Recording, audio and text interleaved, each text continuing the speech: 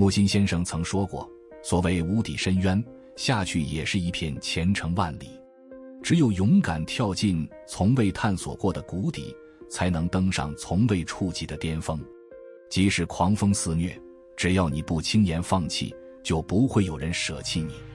人生难免会陷入低谷，如何才能从困境中挣脱出来呢？当你不小心跌入低谷时，不要慌乱，先静下心来，好好反省自己，去感受大自然的广阔胸怀，把心态和情绪调整到最佳状态。低谷时期往往暗淡无光，孤独和绝望如影随形。有些人可能一生都走不出来，而有些人觉醒得快，几个月就能重见光明。世间万物皆有规律，顺其自然，一切都会自然显现。做事不能急功近利，更不能违背自然规律，否则就是舍本逐末，最终只能以失败收场。春耕秋收，夏长冬藏，不强行干预，不逆自然法则，才能在生活中找到平衡与和谐。从播种到开花结果，需要经历一个漫长的过程。成长途中难免遭遇风雨洗礼，不会完全按照你设下的方向前进。尝试并不意味着一定成功，失败是常态，但坚持下去，成功便是必然。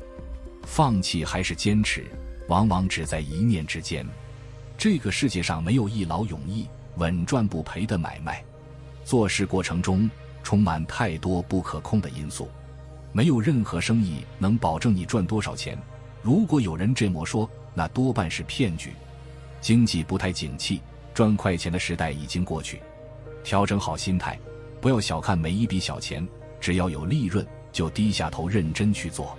别再幻想一夜暴富的美梦，它是走好脚下的每一步，才能慢慢从低谷中解脱出来。一无所有的时候，务必放下索取心和功利心。成熟不是看透事情，而是理解人性。人性不喜欢听真话，更不愿被挑战。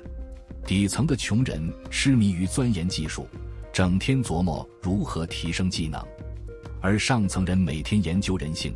强者都是把握人性的大师，能从人性的阴暗中看透现实，为自己的人生铺路，最终获得成功。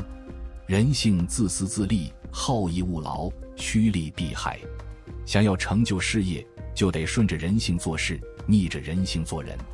没有10几年的寒窗苦读，怎能从底层爬上来呢？读书是苦的，反人性的，但读书能让你觉醒，学到更多知识，改变自己的命运。想要实现阶层跨越，除了抓住红利趋势，最重要的是反着人性走。在错误的方向上停下来，就是一种进步。人生路漫漫，难免走错路。一旦发现错误，就要勇敢停下，调整方向后再重新出发。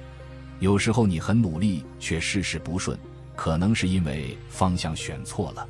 如果你觉得赚钱很难，高几率是因为你花了太多时间在与赚钱无关的事情上。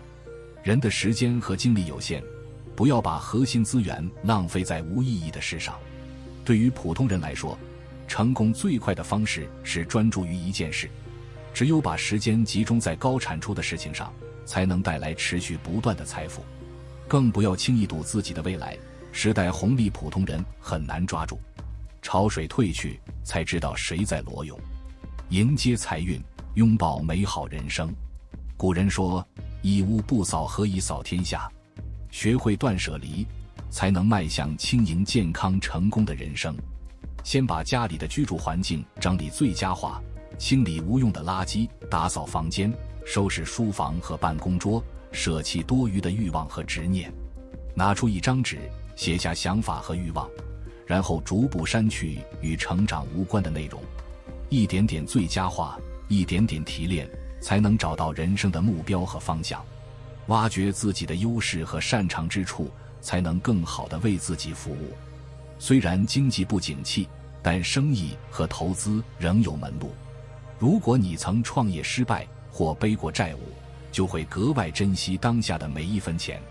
花钱也是一门学问，有人花钱是消费，有人花钱是投资。会花钱的人更懂得赚钱。人与人的差别在于思维和认知，俗话说，花半秒钟看透事物本质的人和一辈子都看不透的人，注定拥有截然不同的人生。同样一件事，穷人和富人的想法截然不同。面对新鲜事物，穷人常持怀疑和否定的态度，而富人则以肯定和欣赏的心态对待，思考如何从中获利。你的时间花在哪里，成长就在哪里。关注积极正面的资讯，就能从劣势中发现商机。与其抱怨身处黑暗，不如提灯前行。顺境时不骄傲，不狂妄；逆境时不消沉，不悲观。如果有人伤害过你，背叛过你，还能继续合作吗？事实上，人最稳固的关系是利益关系。在商言商，只要合作有钱赚，就可以不计前嫌；只要合作有利润且不损害自身利益，可以再给一次机会。大家都是明白人，谁会跟钱过不去呢？再说，每个人都有独特优势，各尽其职，才能大放光彩。市场如此广阔，一个人吃不下，合作才能更快把事业推向新高度。合作和选择合伙人有所不同。选合伙人时，人品是第一位的，可靠比技术更重要。稻盛和夫曾说，人在低谷不谈格局，生存才是王道；身处逆境不谈情怀，务实才是根本。任何人的底气都来自经济实力，有钱能治愈一切自卑与痛苦。想要走出人生低谷，就要保持规律作息，摆脱负面情绪，寻找个人兴趣，学会独立思考，坚持复盘总结，设立长远目标，提高做事效率，多读书，多运动，多结交优秀的人，多赚钱。任何上升趋势的起点，必定是从最低处的某个点延伸开来的。低谷不是终点，而是新一轮成长的开端。